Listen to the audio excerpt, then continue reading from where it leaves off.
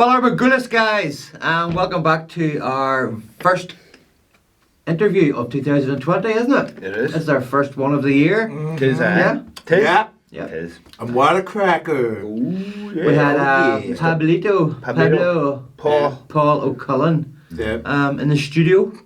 Right. Yeah. Yeah. It went pretty well. Yeah. So it did. Yeah. Excellent. Pablo was in to tell us all about his time on Thrones, Yeah. what he's been doing since Thrones, and Uh-huh. answer some of the fan questions that were sent in. We guys obviously, don't want to be bringing you extras every week, but we will continue to bring you extras with what we call Character. spice. Spice. Yeah. Spicy character. Piss and vinegar. Piss and vinegar. I like that. Okay, yeah. Fucking what do you cut? Yeah, big time. So like extra special extras. Yeah. No way, no more. You bring fucking Pablo in, you know what I mean? Yeah. Big time. Pablo's a good man. He's He a is. very good man. Now, me and Pablo and Shane spent a lot of fucking nights down the back of the armies, and fucking the long night and all. Do you know what I mean? Causing mischief, no Yeah. doubt. Lots of mischief. The Fucking 3 years. slagging him off. Remember that night during the long night you were just taking a break underneath a wee tree and all? We came over and started just roasting you and you no comebacks and all. That was all left them depressed. That's brilliant. Class. So guys, as well, don't forget to like, share and subscribe, guys, to our channel, please. Patreon, all the rest of that there. So Pablo came the whole way up from Dublin to talk. He did. Yeah. 3-hour drive up here. Right then. Right. He did get lost. Yeah. Got lost. He got lost for a wee bit. then. They eventually found us. Right. Happy days. So, yeah. And on his way out of, I believe, He's from after there. this interview was conducted, Yeah. Aye. Pablo stopped halfway down the lane and stole some of your bricks. Well, he 'Cause is, he's he is making from a North garden. Dublin, like. 'Cause he's making a garden. Yeah. You know what I mean? Yeah. Yeah. So Taking stones from the corners of Ireland. big time. I was just wanted to tell Pablo that he is actually collecting stones. He's putting bricks in his garden from the 6 occupied counties Aye. up north. Do you know what I mean? They're black. They're black Yeah. stones from Northern Ireland. And he's bringing them down into the south and all. He's cursed his own garden, in my opinion. But there we go. So, Yep. come on, excellent. Let's have a look. check it out. Big time. So, guys, welcome to our first interview of 2020. For you this week, we have our good friend Paul O'Cullen, better known as Pablo, on set. Nice of you to come up, man. Thank you very much. Pleasure. All the way up from Dublin this morning. Yeah. Yeah, how long did that take you coming up? 2.5 hours it should have been, but I got lost, so it took 3. 3 hours. 3-hour drives. That's 6-hour round trip just to give you guys an interview. Yeah? That's it. So, Pablo, we'll start you off. Our first question then, a lot of the fans have been asking, how did you actually get into acting? Well, I'll tell you how I started. There was an audition in Dublin for Vikings. Okay, yep. They were looking for extras, and at the time I was growing my hair and a bit of a beard. Yeah. So I applied for it, and I was talking to one of my mates, and Yeah. he said to me, you'll never get that. You'll never get on television. I says, when someone puts a challenge to me, Yeah. I'm going to get it, and I'm going to do it. So what happened was, in between that time, I didn't get it that year. I did a programme on a regional television programme in Ireland, for a channel called TG4. Yeah. And I was basically learning the bow run. And it was from there I kind of my confidence built, because everybody was taking it very serious. It was learning an instrument, and I was just having a laugh, So that kind of ended with me with an Irish band playing on Grafton Street with junkies dancing around the street on us in Henry Grafton Street. I think it was Henry Street. But so from there then I got into Vikings. Yeah. And that was a great experience. We'd done so many battles. I was literally milling and battering ram, a proper battering ram in the gates of Paris. We did so many battle scenes. I was Ragnar's bodyguard, and I did a lot of stand-in work there as well, and I got a good feel for it. So at that stage in Vikings, they tell you to keep your hair long and keep your beard long. So that then enabled me. So while I was doing Vikings, I got the call to come up to Game of Thrones, and I have to say I was I was knocked for he's knocked me socks off. Yeah. It was unbelievable. Because it's so much better than Vikings, yeah. Oh yeah. But it was just like I was a fan of the show myself. Yeah. And it was just like, it was just unbelievable. So they asked me to come up. So my first little run was, we were filming near the Antrim Road coast, which was unbelievable. They brought us up in these 4x4s to get up on this farm. Right, okay. And it's an unbelievable area. And I was an early guard. So that was me. I think at the time it was that little young fella that was real weak-willed, was learning to fight swords. So there was Sansa was there, Aidan Gillen was there, and also the rapist from Braveheart. Okay. Jimmy, you know that guy? Yeah. That's how I remember him. The rapist from Braveheart, okay, yeah. So up there I was kind of having a crack and we stay in your spot and the whole lot, and he was there. We were just having a buzz with the other fella. I was having a buzz with the fella beside me. I was saying to him, because I hadn't had, because they really upped the game up in Game of Thrones with the makeup and everything else. So I was saying to him at the time, like, does my face look dirty? And he goes, or does it look like makeup?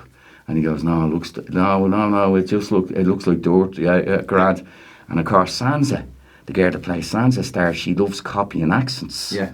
So she started copying my accent, going dirty and all this. So I'm just sitting there going, right? But then I think she kept doing it. And Aidan Gillen at the time was doing a crime thing based on Dublin, and he kind of and he kind of informed her that wasn't there was a particular kind of accent, and it wasn't. Maybe you should be copying that. That's not a Belfast accent. So I went back to Vikings, and I was doing loads on Vikings then, and then I got the call again, and this time they asked me to do to be a Tully. Okay. So I was up there. I was at Dara at the time, the AD. He picked. I knew him from Vikings, and he said, Paul, how are you doing? Oh, Starry. So they had put me as a Tully officer. So all the other boys were in the field and the muck and the dirt, and we were up at the castle. And now it was unbelievable when you see the castle, because where the tower was, where we were, was designed like a castle, but the rest of it was green screen. Yeah, it was just CGI'd. CGI'd. And I was like blown away by it. So when I was there, we were there, and I was basically the scene involved. The Blackfish and Edmure comes in, and they open the gates for Edmure, and then it's basically Edmure saying surrender the castle. Yes, yeah. And the Blackfish is saying no. Now, I remember the Blackfish from a kid watching Ramsay Nesbitt, watching Shameless. I think the man's name's Clive Russell. That's right. And it was, I thought, I always liked his acting. You know what I mean? I always liked him as a character. So they kind of had me that I was given the order to lower the gate, and there was a whole kind of, you were kind of going into, you try put a mindset, because when you're in a soldier's uniform, you're more upright. Yeah. You're more official. There's basically an argument between them two who to open the gate. So I kind of tried to play it that I was trying to do the best I could, and I didn't know which one I had to listen to, and you know what I mean? I really didn't want to be in that situation. So it was brilliant, and it was the first experience on Game of Thrones when you're in a real proper scene. You know, that way. Yeah, you're involved with the main cast. You're involved, and it was great. And then in one stage there, we were doing eyeline with the camera, to have the reactions. And they actually got the Blackfish there to do eyeline. Clive was all standing there. He was standing there so he could do eyeline, and I'm like giving him the eyes and all. and that was unbelievable, and it was a great experience overall. I always thought, I always came into Game of Thrones with the attitude that every day was my last day. Okay, so I tried to enjoy it as best as I could. Yeah. But they kept giving me stuff to do. So then I got involved. They asked, previously when I was a young fella, had been a butcher in a supermarket, been a fishmonger.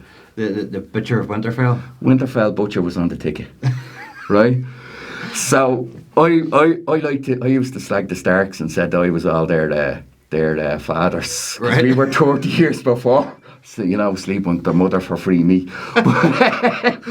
But that was an unbelievable experience. This is when you had the flashbacks for flashbacks, yeah. Hodor, yeah. Sam Coleman. Yeah, and he had a young lad there doing it. He was a lovely lad, and Isaac was there. So I had the butcher counter, and I just treated it as, here's my butcher counter. So I loved it. Now, it wasn't all good because I think into day 2, the meat's starting to stink. Okay. Do you know what I mean? So you're cutting through. You're cutting through. But it was a great experience, and I said, was just getting into the crack of it and the whole lot. So I was having a crack with Bran and the guy that was doing Young Hodor, and in one particular time, right, they were there, and Bran seemed to like Isaac seemed to like the pig, and he'd be petting the pig, and he'd be coming over and having a laugh with me and the whole lot. And one stage, like, Young Hodor was one side of the pig, Isaac was the other side, and of course, not realising they're teenagers, I made a joke about spit roasting. So I've always seen I never did things to get away with them, but it just seemed to happen that way. But that would... if you go to Con of Thrones this year, it is in Orlando, I believe, in July. You can ask Sam Coleman then about spit roasting the pig. But so from there then, I remember I was fairly busy season 6 then. I think they brought us in to do a Wailing Chieftain. Oh, this is when you started being the wildling? Yes, this is when I kind of think... fitting role for you? Yeah, it was. I think I was too much of a radical to be in a house. Okay, You know what I mean? So we did the Wailing Chieftain thing. So basically, I knew that like a lot of the extras were going out, and I just kind of hanged in the tent till they actually made me a Wailing Chieftain. Now, there was about 20 odd of us. But that was another great scene to see. You had Tormund, Jon Snow, there was an English actor there, I forget his name, red-haired fella, and he was like one of the leaders of the Wailings. Okay, and then there was one. And it was just brilliant to be involved. And because when I was on set, I get bored very easy. Yeah. So when you're in the middle of it, thick of it, and you're busy, that's when I enjoyed it. And when you're thinking, like, other lads were getting their breaks and all that, they were on the sides, but that didn't bother me. I thought it was amazing to see the shots. Just to be on the set of the biggest show in the world. Most definitely. And that was season 6, was it? That was season 6, yeah. And then... That's where we met then, at Battle of the Bastards. Oh, then there was Battle of the Bastards. And I have to say, I loved the Battle of the Bastards. It was a absolute playground for me.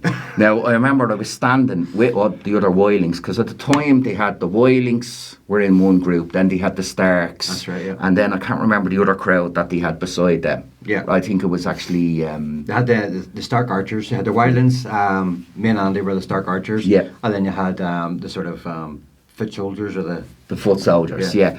So I remember the AD at the time was there, and he was looking for a stand-in because Tormund wasn't there. And I've kind of a similar build to him, similar height, and I suffer gingeritis a little bit as well, right? So they said to me, he goes, the guy picked me out. He knew me from Vikings. He picked me out, and he goes, will you do stand-in? And I remember standing in front of like 150 people going, oh. So they walked me through the actions of going up. So I had to do, like, as Tormund was, watching the battle commence and the whole lot. And it was such an experience, because I just thought we were going to be just standing there and you were getting to do things. But I was doing standing a little for Tormund, but the thing was, the actor himself was so into it. Christoph. They didn't need a stand-in. Yeah. He wanted to be there all the time. But he was such a nice man when he come over to you, shake your hand and have a laugh. And I've had some great chats with him, man. He's unbelievable. What we always tell people, just as that Christoph is Tormund and Tormund is Christoph. I mean, he's not acting, that is him. That is him. Like, one day, I remember, it was a long night, we were talking about gambling, insurance, we were talking about loads of things. He was such an interesting man. But then I kind of, I think it was season 7, then I did the white stuff. Yeah. So that was the Frozen Lake. And I have to be honest with you, I was a bit disappointed at the ending of Game of Thrones, because I wanted the boss man to win. You were a fan of the Night King, yeah. Yeah. And I seen your interview with him. He's such a gentleman, isn't he? Yeah. Vlad. But he was such a good buzz on set. Yeah. And I had such a good time. So we were doing the white thing, so we invented this little walk, and, you know, it was like, you know, you were channeling the Walking Dead. Yeah. Do you know that way? And it was so much fun. And then we were out in that ice lake, it was out in Wolf Hill, where the last wolf seemingly died in Ireland. Yeah. And that was a great experience. We were there so long, and you know, Rory was great. Yeah. He'd be golden, yeah, and the whole lot. And I loved the actors you could have a crack with. Yeah. Do you know what I mean? And we'd be up there. So we did the white thing, and I think I got into shot there with the dead giant and all that. You know what I mean? So that was another great experience. And then from there, then season 8, I was kind of the whiling, and that was my thing. But the long night was so much crack. It was unbelievable to be, you know, in Winterfell. Yeah. And they really upped the game on Winterfell. You were a big fan of Shrimps in Space during that show. Shrimps in Space. I think you called me, my character was Loco. Loco? We were meant to cartoonise it. Yeah. And- Loco with a shrimp. And then I remember when the documentary team was there. Oh, yes, Andy's documentary. The team, yeah. The Last Watch. yeah. So the documentary team were in. If you remember, there's a scene where Andy comes down to the Night's Watch, and we're all sitting around. And part of your conversation was cut from that, Pablo. Yes. What were you talking about while the documentary team were in filming? If you want to tell the... Well, tell the first guys. of all, I kind of accused you of having personal relationships with goats. Well, okay, yeah. You know, kind of. I think a lot of things I said, it was too hot for HBO. Okay, yeah. Right, so anyway, I was talking away, and your one asked me what I thought of a whiling. So I do like to get into the character. So when I'm the whiling... Bit of a when- method actor, yeah? Yeah, Okay. yeah. When I do the whiling thing, you have to think they're not going to stand straight. They're not going to be house sort of stuff. Yeah. Do you know, they're like whilings are like the Night's Watch. There's no honour with them. Do you get me? Right. Oh, there's honour in the watch. But anyway, Bullshit. right. But so we were doing whiling, and your one asked me what I thought of the whilings. Yeah. So at the time, the nearest thing I could thought of was like Irish travellers. Because Okay. there's this kind of stigma against them, because we go from place to place, we live Yeah. by our own code, we don't really have respect for the institutions. Yeah. Do you know, and that was the way I described it, you know. Okay.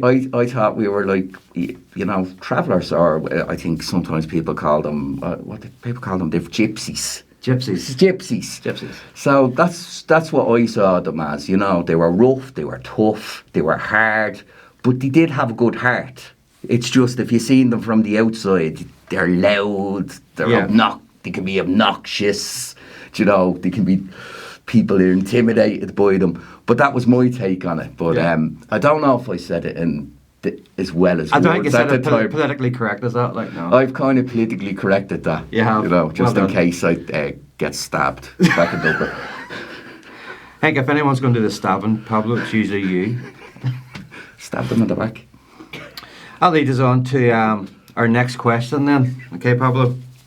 So, one of our fans would like to know, and you talked, this leads on to a bit what you were talking about earlier on, what you're doing at the minute for a bit of work. So, we'd like to know, John from San Diego Yep. would like to know, firstly, what's your favourite colour on clothing if you were to try to single someone out to murder them? Say that again? So, what would be your favourite colour Oh, that's of psychology. clothing Yeah. if you were to sort of stalk somebody? Because I believe you said you're actually building a basement at the moment. Well, I am, yeah. Yeah. Yeah. But it's legit work. So what colour should people stay away from if they don't want to get ripped and murdered? Well, by you? you want to look. I think you want to look like very like everybody else. Maybe like a jogger. A Because jogger? nobody knows joggers. You know what I mean? So you're talking grey, nothing too loud. Okay. You know, keep the hair covered. Yeah. Do you know? And what are you asking about me in the stabbing? No, I'm just saying, the first time I ever met you, actually, Pablo, I was a bit intimidated. You know, I thought, you don't want to be down a dark alley with this guy, because if he doesn't stab you, he's going to glass you in the face. Well, I prefer the word shiv. Shiv. Shiv. You know, shiv is a nicer word, I think. I think he actually described to me on set one day the best way to actually make a A shiv. Yeah. He had little razor blades. A toothbrush if you want. If you really want a scar, you can stick 2 razor blades and they won't be able to stitch that up. No. Yeah, there's all different ways. Like, I think the thing about stabbing is that, how would you say, they're stabbing to kill and they're stabbing to leave a mark. Okay. You put a bit of thought into this. Yeah, it's something I've thought about over the years. Psychiatrist isn't happy about it, but what can you do? Okay. So.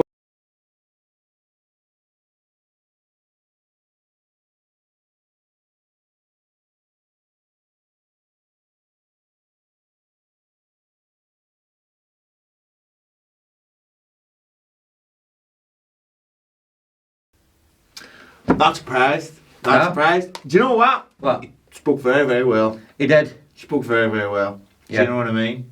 And like, one thing about Pablo I've always found is that whenever he's on set, he's a very valuable member, a very valuable extra. Yeah. Do you know what I mean? I mean, he's fucking nuts, but at the same time, he uses that whenever the camera goes on, and it's full amount of effort. Do you know what I mean? And like, that's the one thing there that I always had for any extra who was just running as fast as he could, fighting as hard as he could, just going absolutely fucking mental. Do you know what I mean? Give it 100%. Selling Oh, it. aye, and he always did. Do you know what I mean? Yeah. And he always did.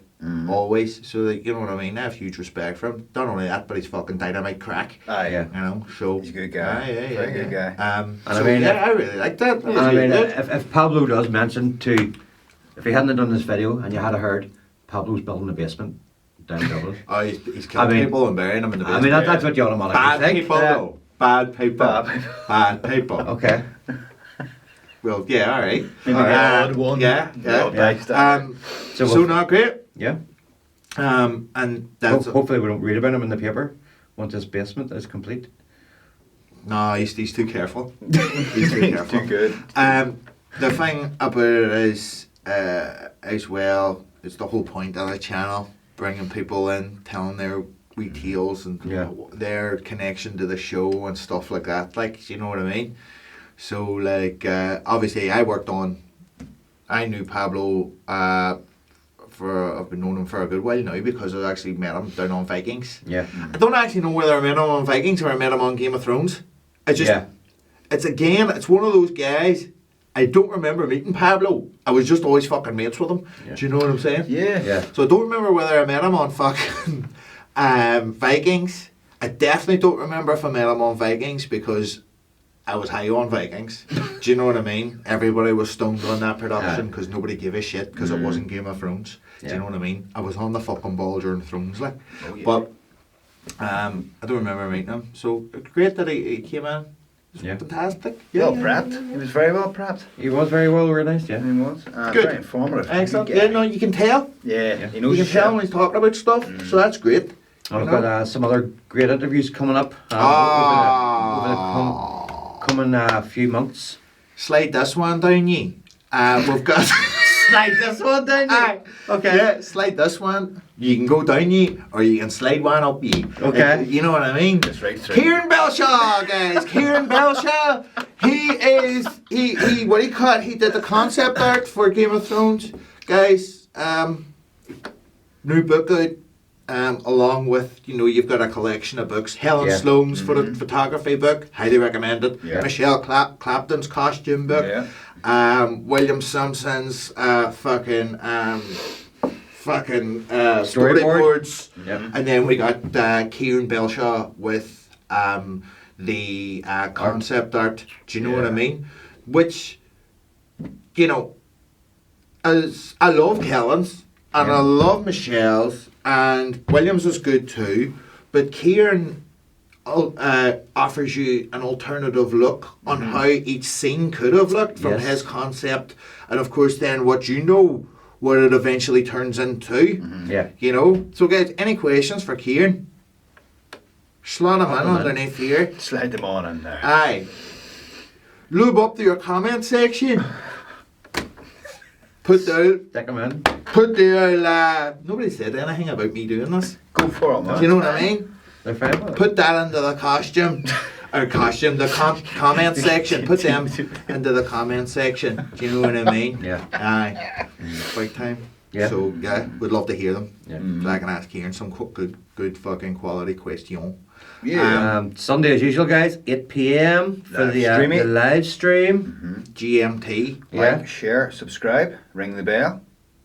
Ding ding. Ding ding. Ding ding. Oh, well done again. Another great interview, man. Well No. done. Good. Just sitting having a chat with Pablo. Excellent. Yeah. So apart from Kieran Belshaw coming in, we're probably going to do a special on his book, looking through it and seeing what the crack is. Yep.